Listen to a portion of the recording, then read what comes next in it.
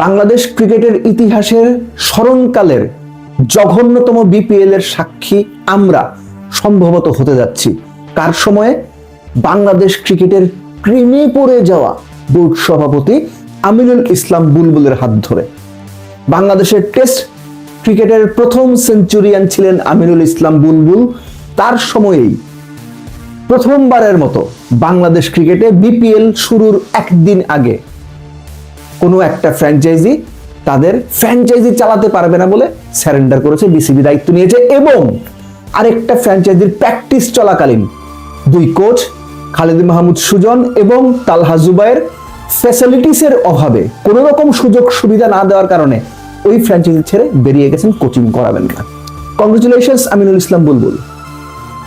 টি-20 খেলতে এসেছিলেন, পরে মনে হয়েছে টেস্ট খেলবেন, বোর্ড প্রেসিডেন্ট হয়ে গেলেন। এখন আপনার ওই টেস্ট ক্রিকেট খেলার ইচ্ছা বাংলাদেশ ক্রিকেটকে এমন একটা টেস্টের মধ্যে ফেলেছে যেখানে ক্রিকেটটা ফেল করে যাচ্ছে আপনার কারণে। আমিনুল ইসলাম বুলবুল, মার্ক মাই ওয়ার্ডস। বাংলাদেশের ক্রিকেট পাগল জনগণ, সাধারণ মানুষ আপনার এই কৃতিত্ব মনে রাখবে।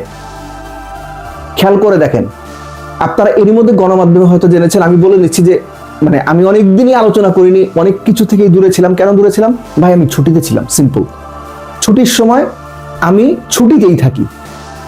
আর আরেকটা কথা ছোট করে এই সুযোগে বলে দিচ্ছি, আমি ভাই ভিউ ব্যবসায়ী না। ভিউ ব্যবসায়ী হইলে দিনে 2টা করে ভিডিও প্রসব করতাম, আমার ওই দায় নাই। ভিডিও করে পেট চালাইতে ওই দায় আমার নাই, যে কারণে 10 দিন 12 দিন ভিডিও বানাই না, কিচ্ছু যায় আসে না আমার। ছুটিতে ছিলাম, পরিবারের সঙ্গে সময় দিয়েছি, নিজের মতো দেশে বিদেশে ঘুরছি, good enough. Anyways, Khaled Mahmud Sujon সিএনজিতে ওঠার আগে সিএনজিতে করে তাদের মাঠ ছাড়তে হয়েছে, বুঝছেন? নোয়াখালী এক্সপ্রেসের কোচ ছিলেন তিনি এবং তালহা জুবায়ের। যে বল নিয়ে, ক্রিকেট প্র্যাকটিসের বল নিয়ে সমস্যা।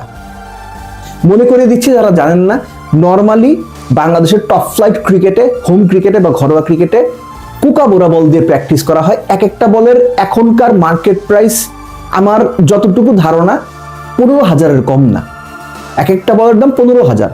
একটা প্র্যাকটিস সেশনে মিনিমাম 10-12টা বল লাগে। এর মধ্যে নতুন পুরনো মিলিয়ে প্রত্যেকটা প্র্যাকটিস সেশনে প্রতিদিন অন্তত 3টা নতুন বল নামাইতেই হয়, অর্থাৎ 50,000 টাকার নতুন বল নামাইতে হয়। যে ফ্র্যাঞ্চাইজি 50,000 টাকার নতুন বল মাঠে নামাইতে পারেন, এটা মিনিমাম, তাদেরকে আপনারা ফ্র্যাঞ্চাইজি দিচ্ছেন না? আমিনুল ইসলাম বুলবুল নিজে এটার দায়িত্বে আছেন, বিপিএল এর আছেন না? আপনাদের 10 কোটি টাকার ব্যাংক গ্যারান্টি দেওয়ার কথা, 2 কোটি টাকার ফ্র্যাঞ্চাইজি ফি দেওয়ার কথা। 10 কোটি টাকার ব্যাংক গ্যারান্টি ঠিকঠাক মতো না দিলে ফ্র্যাঞ্চাইজি ক্র্যাশ করে দেওয়া হবে বা স্ক্র্যাচ করে দেওয়া হবে। 2 কোটি টাকা ফ্র্যাঞ্চাইজি ফি আগে যেটা জমা দেওয়া হয়েছে সেটা অফেরতযোগ্য। সাখাওয়াত সাহেব নামের একজন আছেন সহসভাপতি, তিনি বলছেন না কোনটা হয়েছে। তাহলে আপনার কোন বুঝে, কোন হিসাবে, কোন ব্যাংক স্টেটমেন্ট যাচাই করে এই ফ্র্যাঞ্চাইজিগুলোকে দায়িত্ব দিলেন? একটা ফ্র্যাঞ্চাইজি বল দিতে পারতেছে না, আরেকটা ফ্র্যাঞ্চাইজি তারা বিপিএল শুরুর একদিন আগে টাকার অভাবে ফ্র্যাঞ্চাইজি চালাইতে পারবে না। চট্টগ্রাম তারা নিজেদেরকে উইথড্র করে নিয়েছে, বিসিবি সেটার দায়িত্ব নিয়েছে। এই যে যাচাই বাছাই আপনারা করছেন। এর আগে বেশ কয়েকটা ভিডিওতে আমি বলছি বিসিবিএল যদি না চালান কোনো অসুবিধা নাই, পেছনে গিয়ে দেখেন আমি বলছি এগুলা। কিন্তু চালাইতে গিয়া নাকে মুখে খত দিয়ে না, থুতু ফেলে ছুতু চেটে খাইতে যেন না হয়। আপনাদের এখন সেই থুতু চেটে খাইতে হচ্ছে। This is ridiculous. এবং এই যে আলোচনাটা আমি করছি, এই আলোচনাটা কোনো প্লেজেন্ট আলোচনা না। খালিদ মাহমুদ সুজন, তালহা জুবায়ের সিএনজিতে মাঠ ছাড়ছেন, মাঠ ছাড়ার আগে গণমাধ্যমে বলে যাচ্ছেন কোনো কিছুর কোনো ফ্যাসিলিটিস নাই। সেখানে আরেকজন হয়তো ওই ফ্র্যাঞ্চাইজির দায়িত্বশীল কেউ, তিনি বলছেন 2-1 দিনের মধ্যে সব ফিক্স হয়ে যাবে। এটা আমার কাছে খুব সিগনিফিকেন্ট।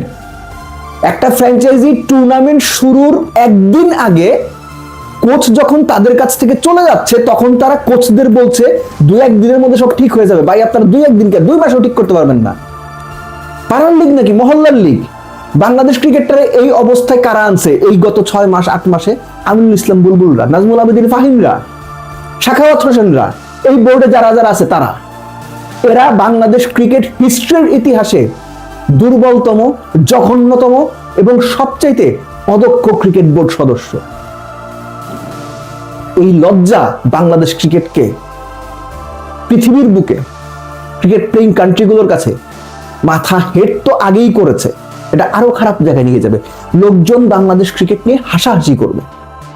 আপনি একবার যদি চিন্তা করেন, পাড়ার ক্রিকেটে, টেনিস ক্রিকেটে এইটা হয় না, বিপিএল এ যেটা হচ্ছে খুব ঘটা করে এই হবে ওই হবে। আমি ঘরোয়া ক্রিকেটের কথা একটু পরে আসছি, কিছু কি করতে পারছে আমিনুল ইসলাম বুলবুল ক্রিকেট বোর্ড? না, পারবেও না। সো বিপিএলটা আবারও একটা তামাশায় পর্যবসিত হতে যাচ্ছে। বিপিএল কে এখন বিনোদন প্রিমিয়ার লিগ বা অন্য কোনো নাম না দিয়ে বুলবুল প্রিমিয়ার লিগ হিসেবে নাম দেন, ওটাই অ্যাপ্রোপ্রিয়েট। আমিনুল ইসলাম বুলবুলের সঙ্গে এটা যায়। লাস্টলি শেষ করছি আরো কিছু কথা দিয়ে। আমিনুল ইসলাম বুলবুল চেয়ারে বসার পরে বিসিবি সভাপতি বিভিন্ন জেলায় ঘুরেছেন, কি খেলেছেন? 6-a-সাইড খেলেছেন, এদিক ওদিক স্টানবাজি করেছেন, এবং সেগুলো করে বিভিন্ন জেলায় ক্রিকেট ছড়িয়ে দিতে চেয়েছেন।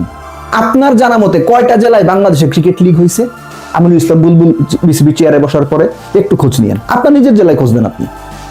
নাম্বার 2, এই যে ঢাকার বিভিন্ন ক্লাবগুলোর সঙ্গে সম্পর্কর অবনতি, ফার্স্ট ডিভিশনে অলরেডি 8টা ক্লাব খেলছে না, তারা এই সমস্যাগুলো সমাধান করতে পেরেছে? পারেনি। কেন পারেনি? তারা ক্রিকেট সংগঠক না বলেই পারেনি, অযোগ্যতার কারণে পারেনি। নাম্বার 3, আমিনুল ইসলাম বুলবুল বলেছিলেন বাংলাদেশ ক্রিকেটের যে কাউন্সিলররা আছেন লোকালি, তারা সবাই ওই জেলার ক্রিকেট প্রেসিডেন্ট। বিভিন্ন জেলার এই যে কাউন্সিলর ক্রিকেট প্রেসিডেন্টরা তাদের জেলায় কি কি ক্রিকেট নিয়ে কাজ করেছে আপনার জেলায় আপনি খোঁজ নেন। নাম্বার 4, রিজিওনাল ক্রিকেট হবে, বিভিন্ন জায়গায় তিনি ঘুরে বেড়ালেন, প্লেনে গেলেন, প্লেনে আসলেন, প্রচন্ড ব্যস্ত, সাথে বিভিন্ন লোকজন নিয়ে গেলেন, বিসিবির গাটের পয়সা খরচ হলো। কি হলো তারপরে? রিজিওনাল ক্রিকেট কি হয়েছে? যদি সুযোগ থাকে আমিনুল ইসলাম বুলবুলকে এগুলো জিজ্ঞেস করেন, কোনটার উত্তর উনি দিতে পারবেন না। আর উত্তর দিতে পারবেন না বলেই তার যে কর্মদক্ষতা, সেটা আমাদের মধ্যে প্রশ্ন তৈরি করেছে, যারা আমরা বাংলাদেশ ক্রিকেটের সঙ্গে সরাসরি সম্পৃক্ত কিংবা বাংলাদেশ ক্রিকেটের সঙ্গে সরাসরি কাজ করি। দিস ইজ অ্যাবসার্ড, অ্যালাস, জঘন্য, এবং সবচেয়ে বড় কথা, এই অদক্ষতা বাংলাদেশ ক্রিকেটটাকে শেষ করে দিচ্ছে।